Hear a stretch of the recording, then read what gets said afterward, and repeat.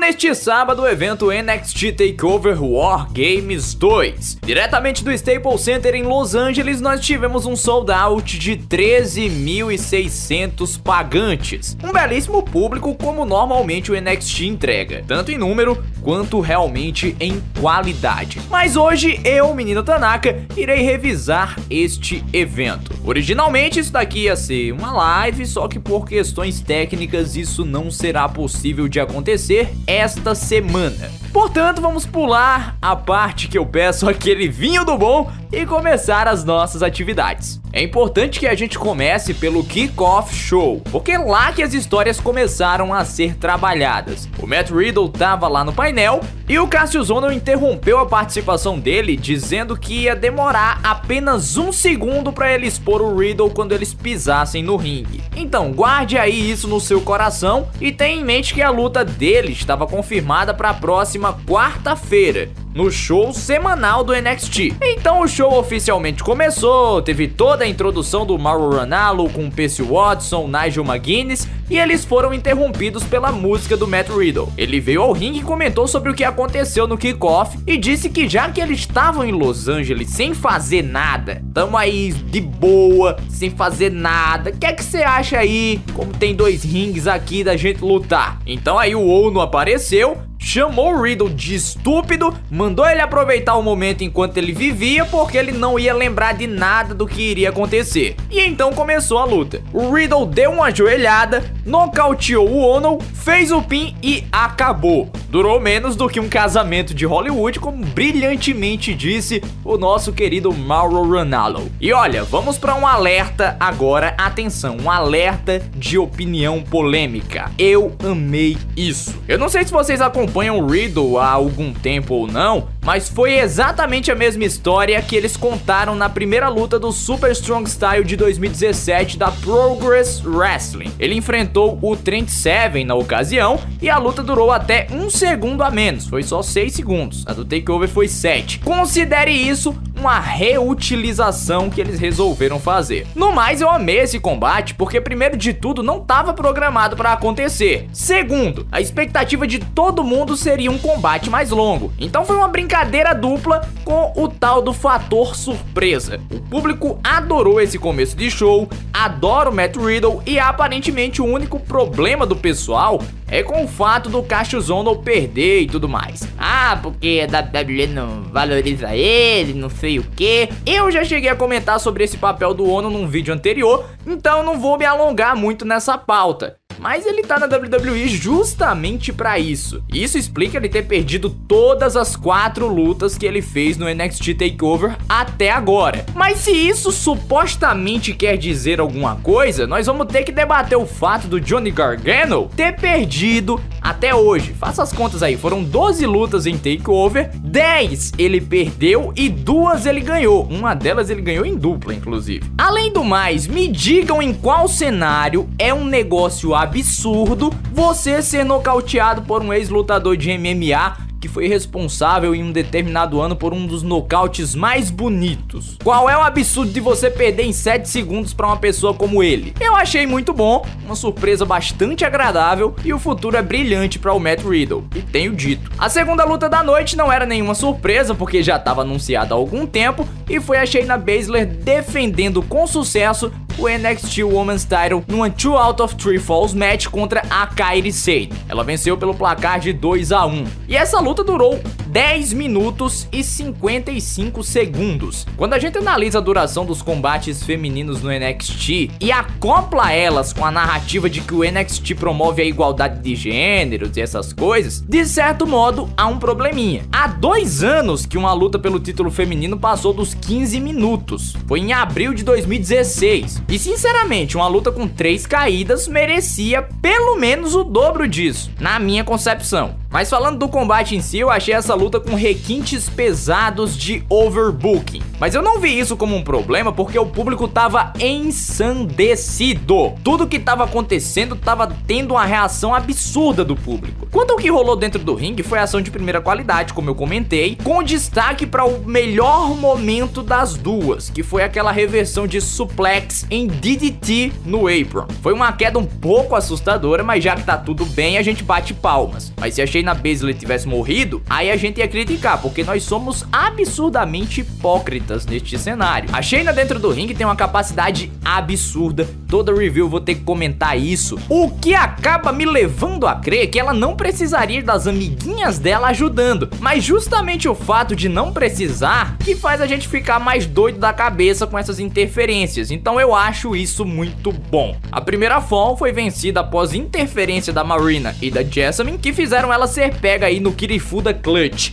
E aí, meu amigo, não tem jeito. Já a segunda fall já foi absurdamente insana, porque foi pouco depois do DDT que a Kairi voou aí nas Horsewomen, voltou para o ringue e venceu por pinfall após um Insane Elbow. E na terceira fall foi que tudo caiu por terra, tudo desmoronou. Interferências por todo onde, até que apareceram a Dakota Kai e a Io Shirai. Se você me mostrar alguma coisa que seja mais linda, limpa, claríssima do que esse moonsault da Io Shirai usando jeans, eu descobrirei que a humanidade não faz sentido algum. Aí depois de todo o caos, a Kairi Sane tentou o Insane Elbow e numa reversão completamente bonita, rapidinha, lisinha, a Shayna conseguiu a vitória por pinfall e foi isso. Aparentemente os planos agora são para uma luta de trios, depois deve rolar mais alguma luta pelo cinturão, e sim, as amigas da Ronda Rousey talvez consigam uma luta importante em NXT TakeOvers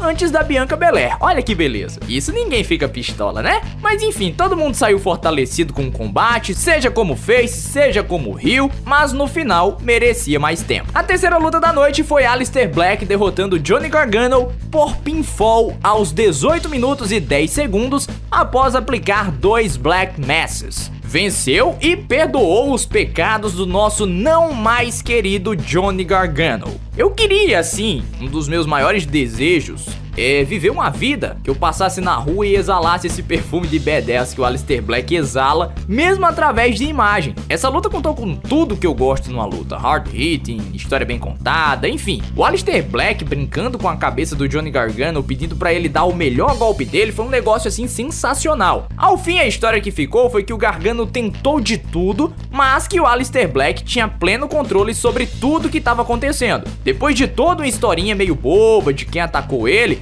o payoff da rivalidade acabou sendo excelente. E olha que meio que essa luta só existiu porque um deles se lesionou antes do último takeover e chegaram a esse ponto. É o mesmo rumo de vida que pode fazer a Becky Lynch ser main eventer de um WrestleMania. Um dos meus momentos preferidos, além do final, que foi absolutamente brutal, foi o Suicide Dive que o Aleister Black parou na joelhada. Uma forniquenta joelhada. Essa luta foi, na minha visão, a melhor luta da noite. E eu patrocino Johnny Gargano como heel desde a época que eu conheci ele lá na Dragon Gate USA.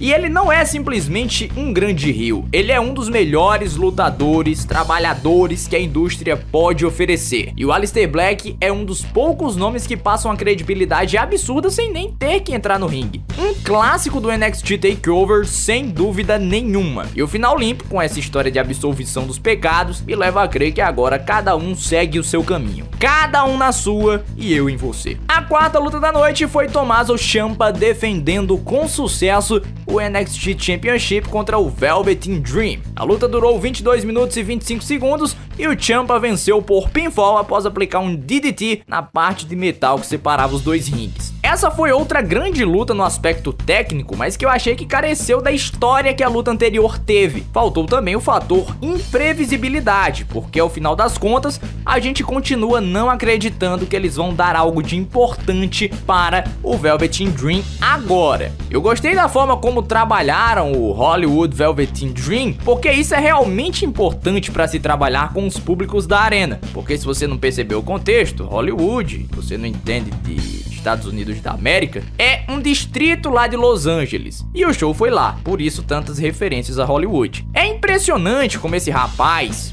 o Velveteen Dream, surgiu como uma grande promessa do Tough Enough e continua a escalada de grandes combates em NXT Takeovers. Já podemos chamar ele de Big Match Velveteen. Isso sem dúvida nenhuma, porque ele nunca decepciona. Todos os maneirismos e tudo que ele faz acaba tendo algum sentido. Certamente é um dos grandes talentos que a WWE formou e formará e vai ser muito útil lá na frente. Eu não sei se como Velveteen, mas ele vai. A luta teve alguns momentos de cadência do Ciampa que eu não gostei muito, mas no geral foi construída de uma maneira que nos levou a crer que talvez o Velveteen tivesse uma chance, como de fato tem que ser. Se você vai fazer uma luta com um favoritismo muito grande em uma das partes, a construção tem que beneficiar o azarão, e foi exatamente isso que aconteceu. Eles trabalharam bem a lesão do Ciampa no joelho e o Velveteen teve grandes near falls. Foi outro combate excelente do autoproclamado maior sports entertainer do mundo. E o main event da noite foi a War Games Match. War Raiders, Ricochet e Pete Dunne derrotaram a Undisputed Era. A vitória veio por pinfall aos 47 minutos e 10 segundos, quando Dunne e o Ricochet finalizaram o Adam Cole juntos após um combo aí de Peter Rand com 450 Splash. E vamos lá para mais um alerta de opinião polêmica. Essa luta perdeu completamente a noção do tempo. Quem quer que tenha sido responsável por isso, saiba que a War Games do ano passado foi superior a essa e que as minhas expectativas para essa eram bem maiores, dada a quantidade de talento envolvida. Não é que eu não tenha gostado, mas eu queria ter gostado um pouquinho mais. Por pelo menos meia hora, a última coisa que parecia era que a luta só poderia ser encerrada por pinfall e submissão, e isso é um problema. Tudo bem que tinha muita gente no ringue, e isso pode prejudicar a ideia, mas eu não gostei disso. Gostei, por outro lado, da história de prender o Dunne na cela, apesar de não entender qual a necessidade de tanta gente pra cortar uma corrente. Gostei também da vibe que a luta ganhou depois da entrada dele. No geral, foi uma grande exibição por parte dos 8 homens. O Bob Fish talvez até tenha machucado novamente, mas eu espero que não. Mas o grande destaque pra mim fica na conta dos War Raiders. Eles estavam precisando de uma exibição como essa e, meu Deus do céu, que luta que o Hamilton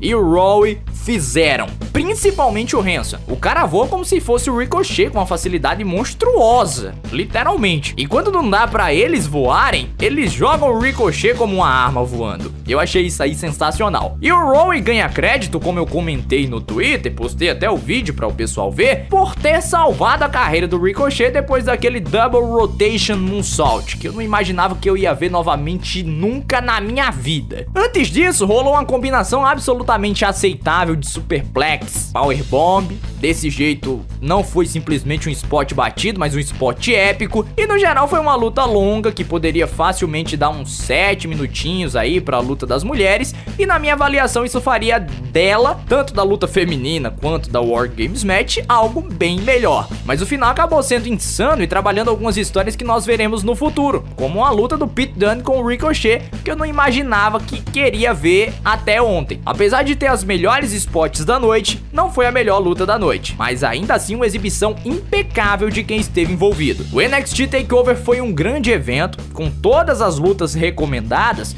No entanto, não se surpreenda se o Dave Meltzer não der 5 estrelas pra nenhuma luta. Conhecendo bem os critérios dele, eu acho que muitas dessas aí vão bater na trave, e se alguma ganhar, vai ser a que eu classifiquei como melhor da noite. Mas isso não importa, porque vocês vieram aqui pra ver o que eu tenho a dizer, não é? Então, se vocês ainda não assistiram, corram pra assistir um dos melhores takeovers que já aconteceu até hoje em solidez de combates. Ah, e se você já assistiu, deixa o seu comentário. Nós vamos falar um pouquinho aí, vamos debater um pouquinho sobre esse grande show, tá certo? Tchau, tchau, galera!